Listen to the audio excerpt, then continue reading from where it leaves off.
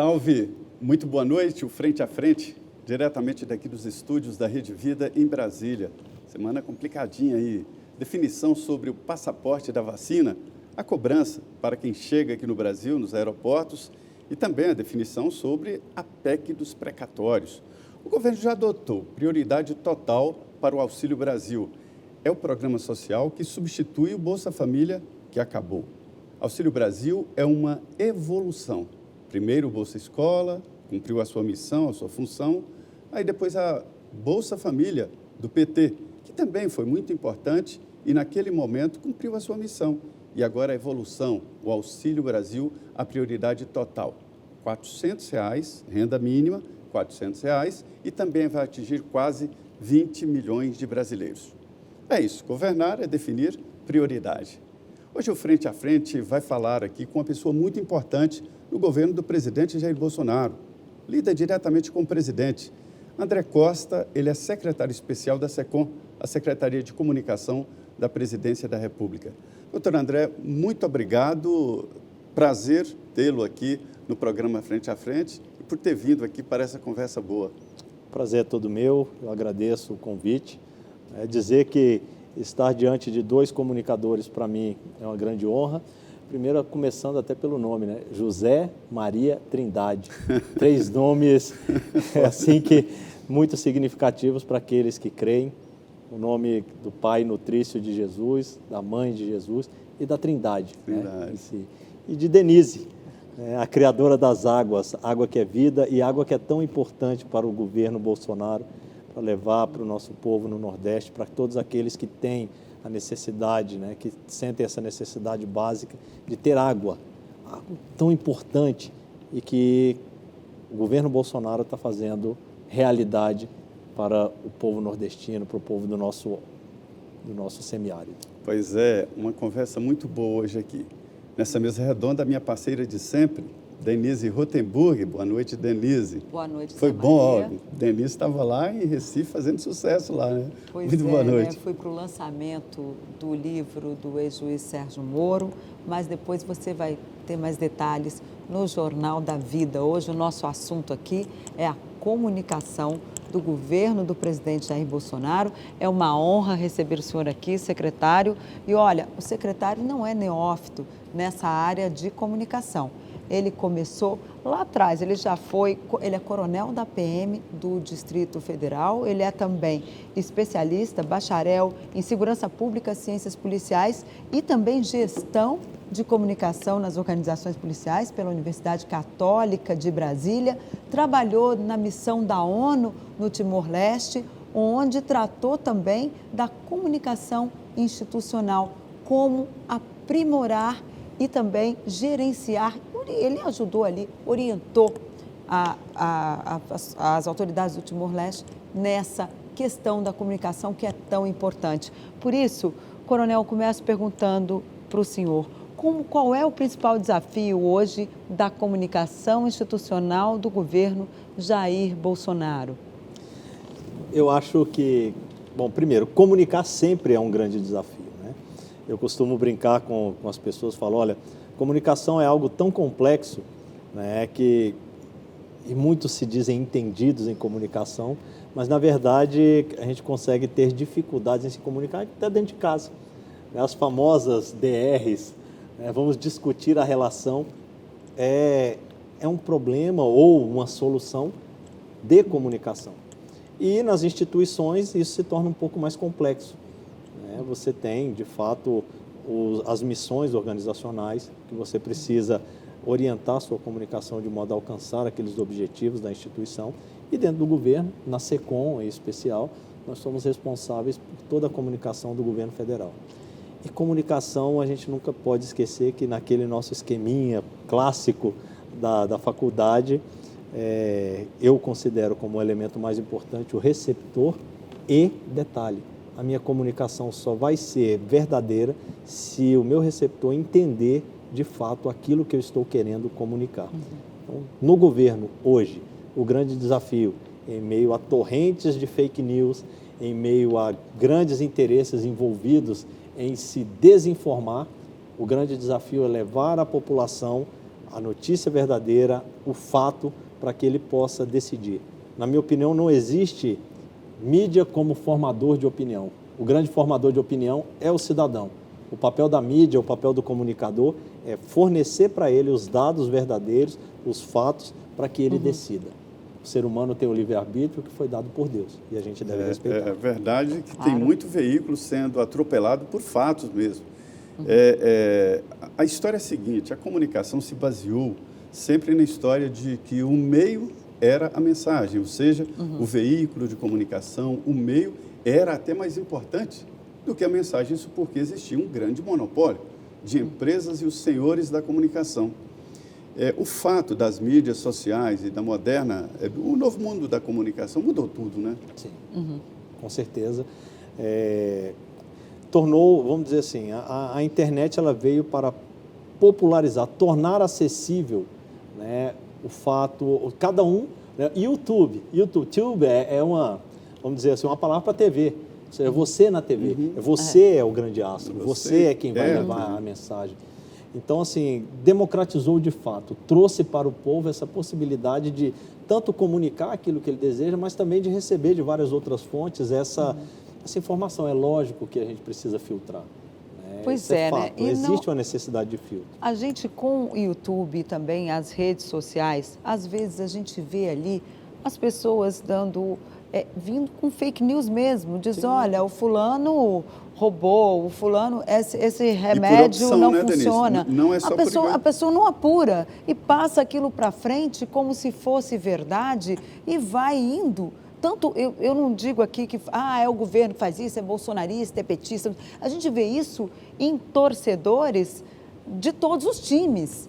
Né? Isso não é complicado? Como filtrar o que é fato de governo? Por exemplo, a gente tem muito agora dizendo assim, não, o Auxílio Brasil não vai melhorar a vida das pessoas, né? Se não fosse, acabaram com o Bolsa Família como se não houvesse mais nada. A gente ouviu isso muito de pessoas ligadas ao PT dizendo, olha, acabou o Bolsa Família, não tem mais nada. E não é assim, a gente sabe que vem o Auxílio Brasil, que tem ali reformulações no projeto antigo. Como é que isso vai ser tratado? Eu digo assim, em várias áreas. No Auxílio Brasil a gente tem acompanhado de perto, né, Zé Maria? Sim. Mas nas outras áreas, como é que o governo vai fazer para se ater a fatos? Porque o governo também cabe a ele dizer o que está fazendo, né? Chegar lá e dizer, olha, a gente está fazendo isso, isso e isso. Eu costumo dizer o seguinte, vou até trazer algumas comparações familiares, me permitam, até porque a Rede Vida é um canal da família. Claro. Me permitam fazer esse tipo de comparação. O que eu falo para os meus filhos, eu tenho 3 filhos, né? O meu mais novo tem 18 anos, então já não são mais crianças. O que eu falo para eles? Jamais acreditem em mim. Sempre busquem a fonte dos dados. Então, sempre que me perguntavam o significado de uma palavra, desde pequeno eu falava, procurem no dicionário, não acreditem em mim. E eu acho que, até como uma consequência dessa democratização da comunicação que veio por meio da internet, eu encaro até como um desafio positivo, que a gente precisa muito mais de uma mentalidade, de uma mudança de mentalidade da população, no sentido de que ela possa se autodeterminar e saber o seguinte, olha, estão falando isso na rede A, estão falando isso na rede B, deixa eu buscar aqui a fonte dessa informação. E aí entra o papel da comunicação do governo. Os meios regulatórios, ou seja, as leis, as normatizações às quais nós estamos sujeitos são tão sérias, né? E isso é muito bom na democracia, que dizem o governo não pode mentir. A informação que é repassada na comunicação oficial, ela tem que ser verdadeira. Caso contrário, eu respondo por isso, no caso de SECOM, por exemplo. Então, existem fontes oficiais. O Diário Oficial, ele está aí para isso. Né? A gente ouviu falar muito aí de orçamento secreto, o presidente bate muito nessa tecla. Como que é secreto, sendo que um dos princípios constitucionais prevê da publicidade, e essa publicidade, por exemplo, é dada por meio do Diário Oficial. Se estiver no Diário Oficial. No Diário Oficial. Então, a fonte é o Diário Oficial. E eu vejo que o povo brasileiro ele está adquirindo essa maturidade. Então, assim, eu encaro com grande paixão e grande alegria, inclusive, essas mudanças que nós temos observado no comportamento do povo em relação à política. Antigamente, o Brasil era o país do futebol e do carnaval. Hoje não. Hoje é o país da política. Pois é. E qual é a consequência para a estratégia de comunicação do governo essa mudança de mentalidade, que não é só de mentalidade, né? É uma mudança do mundo, de estratégia. Eu gostei muito de um comentário que você fez em um outro programa, quando você falou da resposta que foi dada pela SECOM, juntamente com a AGU, no pedido de direito de resposta. Quando nós apresentamos ali, inclusive, né, guardadas as proporções, de uma maneira totalmente legal, a capa de um outro veículo que fez uma reportagem não idônea a respeito do presidente. Eu acho que no mundo tudo muda. A gente tem observado grandes progressos, grandes modificações que vêm com as tecnologias, com o avanço da sociedade. E a comunicação não pode ser diferente. Então, nós temos feito adaptações no modelo de comunicar, na forma de comunicar. E detalhe, é algo que me deixa apaixonado, é o seguinte, que tudo isso, no final das contas, nos remete ao modelo da simplicidade. Então, você não tem que ser sofisticado demais para comunicar, porque isso vai parecer artificial. Você tem que ser verdadeiro. E essa é uma característica que me fez realmente, assim, abraçar de corpo e alma a causa do governo. E para aqueles que são mais íntimos, eu falo, olha, eu estou no governo com uma missão muito clara. E essa missão tem a ver com João 8,32. Conhecereis a verdade vos libertará. E a verdade é levada pela comunicação. Agora, como é que está sendo trabalhado nessa questão? Porque a gente já viu também lives do presidente Jair Bolsonaro, que é um meio de comunicação eficiente, ele fala ali direto à população, tudo que o governo está fazendo, ele sempre leva um ministro, expõe ali um programa de governo, ele esclarece como o governo está tratando determinados temas, mas algumas lives, inclusive, foram retiradas das plataformas, porque diz, não, isso é fake news, o presidente está equivocado. Como é que o governo trata isso quando essas lives são retiradas do ar? A grande Tivemos questão... isso em relação aos remédios aí, da Covid. A grande questão é que quem controla a verdade? Quem pode dizer o que é ou não fake news? Então, assim, Deus e o Supremo, né? No âmbito de governo... Não, mas na questão da medicina, né, tem essa coisa que os especialistas... Eu vou trazer uma coisa interessante, né? Olha só, quando você citou aí no meu currículo o Timor-Leste. Quando eu fui para o Timor, eu tive que tomar hidroxicloroquina. E detalhe, todo mês, 5 dias. Mas era por causa da malária? Que aí o que acontece, qual o princípio ativo? Trabalhar uma redução da carga viral. Ora, Covid é um vírus. E se você consegue reduzir a carga viral ali no início, então, poxa, esse remédio, ele atua no combate à proliferação da carga viral, e eu tenho algo que também é um vírus, eu posso atuar. Bom, mal eu sei que não fez, durante um ano. Né? Então, assim, quem é o juiz nesse caso? Quem é que define o que é ou não fake news? Por acaso existe algum estudo que diga que esses medicamentos que foram apontados realmente não funcionam ou que prejudicam? Então, o que se tem até hoje é uma grande incógnita, inclusive no caso das vacinas. Existe uma incógnita muito grande. Ninguém pode dizer que funciona 100%, não, porque a própria, alguns fabricantes... É uma doença nova, né? Doença nova. Então, assim, eu acho que ninguém pode se arvorar o direito de dizer que algo é ou não fake news se ele não tem, de fato, uma forma de comprovar o contrário. Então, o que existe hoje é o seguinte, é um grande debate e que precisa ser respeitado como um grande debate. Então, assim, às vezes causa terror de olhar e falar, peraí, pessoal, mas... Vamos então debater e vamos deixar debater, porque ninguém é dono da razão nesse caso. Não existem estudos científicos para os dois lados.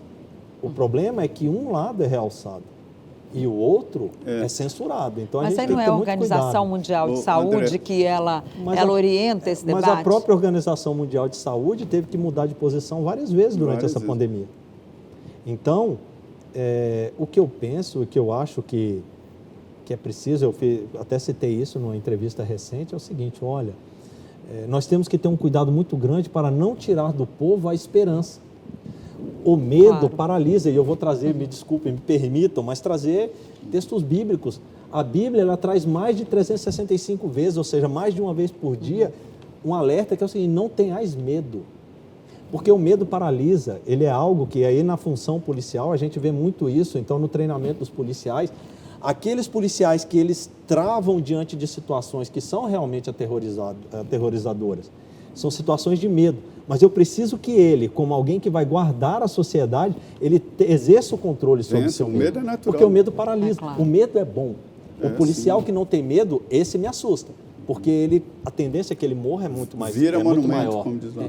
Agora, aquele que tem medo e controla o seu medo, esse sim é um bom servidor para a sociedade. Mas olha, e a gente André, tem que ter esse cuidado, ou seja, eu não posso plantar na sociedade o medo. Eu devo sim trazer alertas, mas também trazer a esperança.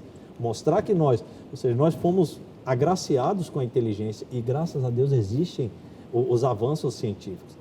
Agora a gente não pode pegar e travar isso, fechar, porque eu acredito nisso e esqueço todos os outros estudos que existem. Mas olha, André, a pergunta da Denise, ela é num sentido importante, porque, na verdade, há divisão, inclusive, na academia. Os cientistas têm divergência com relação a medicamentos, com relação a vacinas, sim, só que a maioria está do lado da vacinação. Mas você é representante da estratégia de comunicação do governo, e o governo tradicionalmente gasta muito dinheiro para uma campanha como esta, uma campanha de vacinação. E o que a Denise coloca, e é real, há uma comunicação dúbia ali do governo. De um lado, o Ministério da Saúde dizendo vacine, vacine, vacine, e de outro, alguns integrantes do governo, inclusive o presidente, dizendo, olha, não vacine. Quer dizer, está meio... Eu acho que, assim, a mensagem do presidente não é não vacine. Ao contrário. A mensagem do presidente é liberdade para vacinar. Escolher. E aí ele fala muitas vezes, eu, pessoa, que independente de ser ou não presidente, e aí eu trago para mim também, independente de ser ou não, de ocupar ou não um cargo, eu tenho que ter o direito de decidir com relação a isso.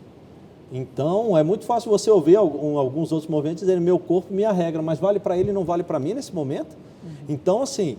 E a mensagem do governo, até me desculpa, Zé Maria, ela é muito clara, porque se ele falasse, olha, eu não quero vacinar e não disponibilizasse vacina, aí eu diria que o discurso seria anti-vacina.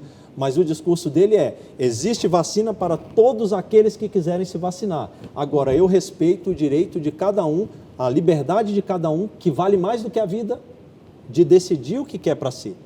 Até porque, se você acredita que a vacina funciona, etc., e você se vacinou, isso quer dizer, então, que você não tem que me temer, que não quis vacinar. Então, essa mensagem, e aí sim, é um desafio trazer isso de uma maneira bem clara, porque não é isso que o presidente fala. A imprensa traz muitas vezes que ele é contra a vacina. De forma nenhuma. Se fosse contra a vacina, não teria vacina. Tem vacina para todo mundo, mas ele respeita o direito de cada um, que eu vou dizer mais, tá, gente? É o direito de autodeterminação. É o livre-arbítrio, e isso a gente precisa defender com unhas e dentes. Então, não existe o discurso, uma narrativa que quer deturpar a mensagem do presidente, e ela está por aí, que não é verdadeira. O presidente, ele defende a liberdade de cada um, decida se quer ou não vacinar. E disponibiliza vacina para todo mundo. E o brasileiro, ele mostra que assim, não, eu quero vacinar a grande parte do povo.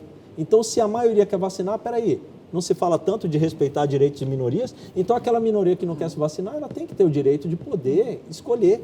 Então, isso sim, essa é a mensagem, é essa a linha do presidente. O que se fala aí o contrário é mentira.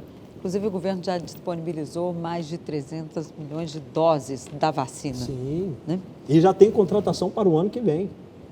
Então, assim, vamos dizer assim, que disparidade é essa? Que governo é esse que é contra a vacina, segundo as narrativas, mas que dá vacina para todo mundo que quer. E aí é o detalhe, aqueles que desejam. Isso é respeitar a autodeterminação, isso é respeitar o livre-arbítrio, isso é respeitar a liberdade das pessoas. Ok, nós vamos para um rápido intervalo. Eu convido você a continuar aqui conosco. Nós voltamos em 2 minutos com o Frente a Frente, que hoje recebe o secretário especial de comunicação da Presidência da República, Coronel André Costa. Voltamos 2 minutinhos.